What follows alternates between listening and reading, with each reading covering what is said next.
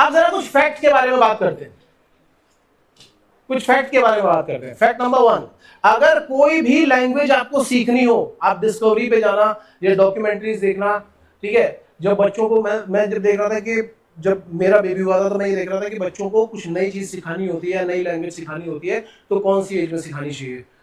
तो उसमें ये चीज मैंने देखी थी कि अगर आपको कोई भी नई लैंग्वेज सीखनी है, और लैंग्वेज मतलब थॉरली सीखनी है, अच्छा कमांड चाहिए उस लैंग्वेज में, तो आपके पास 3000 से 5000 वर्ड का वोकैबुलरी होना चाहिए, उसके मीनिंग्स आपको पता होने चाहिए।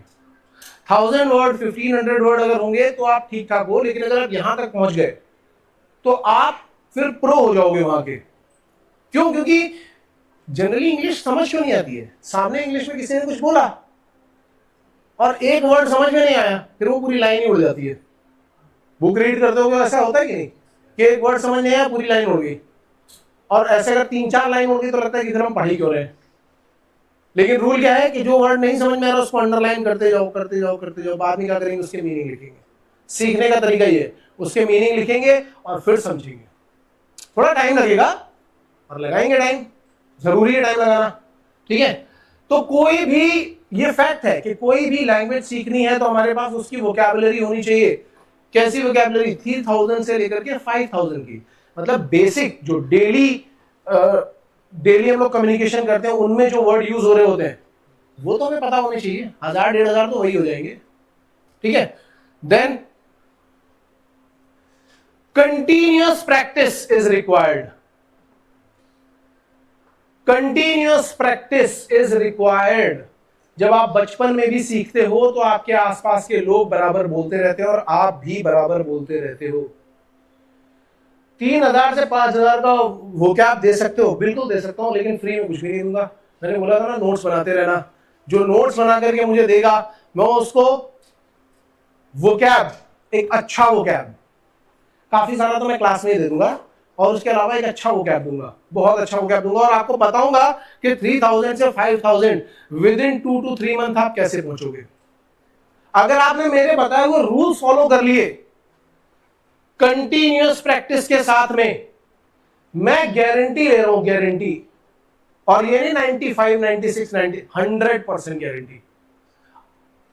क्यों? क्योंकि IMCT की गारंटी मैं 95 ले सकता हूं कि आपकी बीमार हो गए, आपकी तबीयत खराब हो गई, आपका एक्सीडेंट हो गया, पेपर नहीं देने जा पाए तो नहीं हो पाओगे।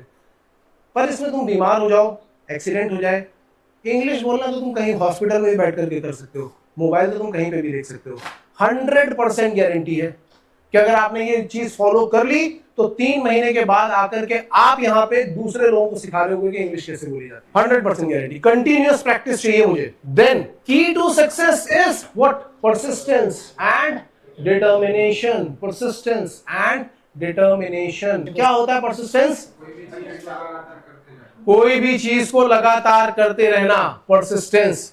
सततता, हिंदी में बोलते सततता, निरंतरता। Persistence and determination. देखो अभी कल परसों लोग रात में बैठ करके यहाँ पे डिस्कस कर रहे थे, कुछ 5-6 बच्चे बाहर आए थे, हम लोग डिस्कस कर रहे थे। ऊपर एक यही इंपॉर्टेंट चीज लिखी हुई थी कि अगर आपको सक्सेसफुल बनना है किसी भी जगह पर जाकर के, तो इंपॉर्टेंट चीज पता है क्या है? क्या है? Persistence and determination. परसिस्टेंस क्या है? मेरा मन कर रहा है, मेरा मन नहीं कर रहा है, उसके बावजूद भी लगातार उस काम पे लगे रहना। जो काम हमने रखा हुआ है, अगर हमें वोकैबुलरी रिवाइज करनी है, 10 वर्ड डेली लिखने, आज मेरा मन नहीं कर रहा, तब भी मैं करूंगा, तब भी मैं करूंगा। मन कर रहा है या नहीं कर रहा, मैंने पहले बता दिया, मन कर रहा है या नहीं कर रहा है, क्या ये माइंड गेम्स है? माइंड आपको क्या बोलता है? अरे बोरिंग है यार, अरे इससे कुछ नहीं होने वाला। हाँ, माइंड जब आपको कंट्रोल करने की कोशिश करता है, आपको सिग्नल मिल जाते हैं। अब उसके बाद माइंड जीतेगा या आप, ये आपके हाथ में।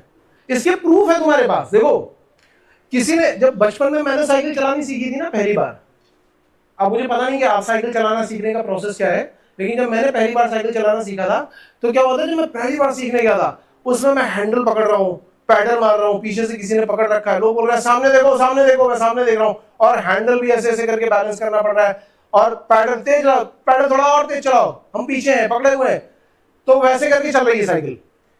फोकस कितनी जगह पर है? हैंडल पे, पैडल पे, और बैलेंस पे, और सामने भी। और उसमें कई बार हम गिर जाते हैं। होता है या नहीं होता है? ठीक है, मेरे साथ ये हुआ।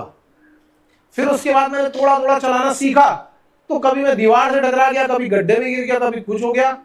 तो माइंड उस मोमेंट पे ये बोलता है कि छोड़ना यार ये साइकिल वाइकिल, पापा है तो बाइक से छोड़ तो देते तुझे, बस तो ले ही जाती है ना स्कूल तक, क्यों पढ़ रहा है साइकिल के पीछे? होता है या नहीं?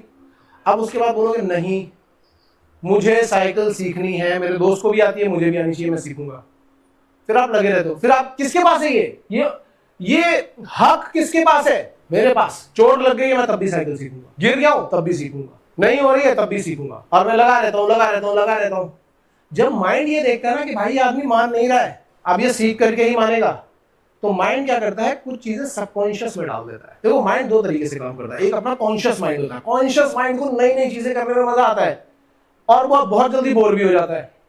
और सबकॉन्शियस माइंड कैसा है कि वैसे तो बहुत बड़ा है सबकॉन्शियस माइंड, लेकिन सबकॉन्शियस माइंड का एक पार्ट मैं तुम्हें बता रहा हूं, ऑटोमेशन मोड। माइंड अपने आप ऑटोमेशन मोड एक्टिवेट कर देता है और उसमें चीजों को डाल देता है। जैसे आप साइकिल चलाना सीखोगे, शुरू शुरू में कॉन्शियसली उसके ऊपर फोकस करना पड़ रहा होगा, हैंडल के ऊपर, पैडल के ऊपर, बैलेंस के ऊपर, सामने भी देखना है, हर चीज के ऊपर करना पड़ रहा है।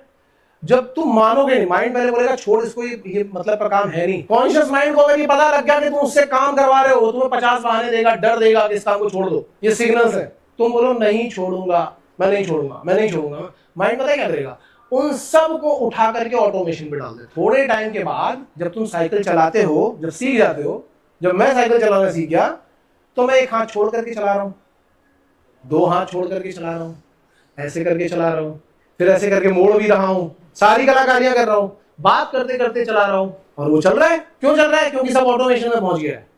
माइंड जब ये देखता है कि भाई आदमी मानेगा नहीं, तो ये चीजें उठा करके इसके ऑटोमेशन में डाल दो। सेम स्पोकन इंग्लिश के साथ में होता है, कार ड्राइविंग के साथ में होता है, हर एक चीज के साथ में ये होता है। जब आप किसी भी चीज के लिए काम करना शुरू करते हो, शुरू में हर एक चीज चाहे वो कितनी भी आसान हो, डिफिकल्ट लगेगी। बता दो ऐसी कौन सी ऐसी चीज है जो पहली बार हमने करनी शुरू की बहुत आसान लगी? हर एक चीज डिफिकल्ट लगती है पहली बार में, हर एक चीज डिफिकल्ट लगती है।